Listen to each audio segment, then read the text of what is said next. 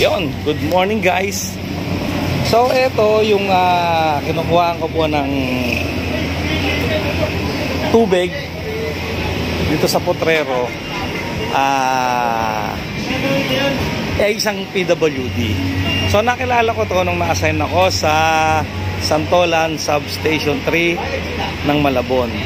So sa una, nung nahuli ko to is dahil sa checkpoint ay expired ang OR ng motor.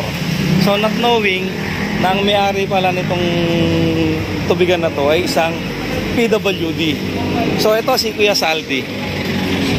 Si Kuya Saldi ay isang PWD. Yan po, amputated po yung right leg niya. So nung nasita ko to sa Santolan, hindi ko alam na siya yung may-ari ng tubigan.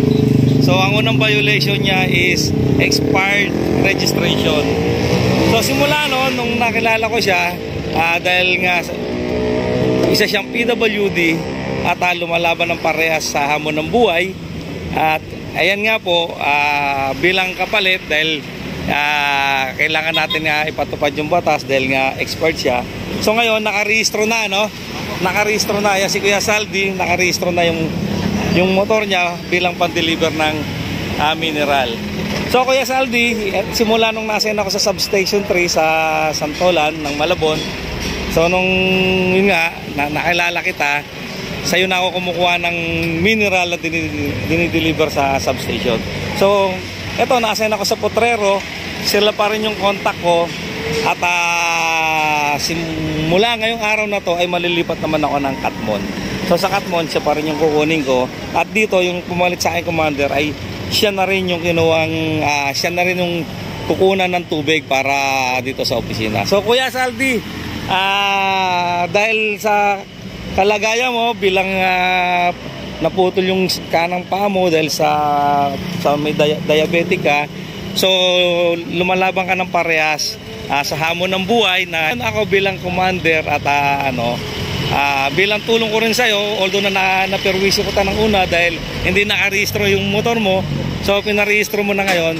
Kaya ako bilang ganti ko sa'yo na kahit saan ako mapunta bilang commander ay ikaw yung kukunin ko magsusupply sa akin ng tubig. At gaya dito sa iwanan ko, ikaw pa rin yung kinuha ng commander dito na magsupply ng tubig.